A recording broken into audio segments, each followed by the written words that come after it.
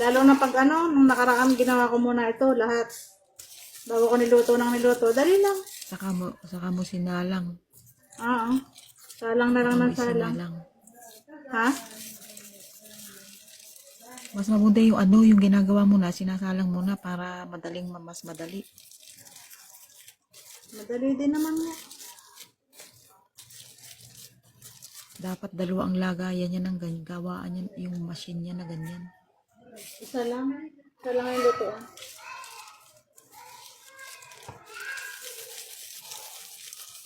Dapat dalawa yung lutuan niya.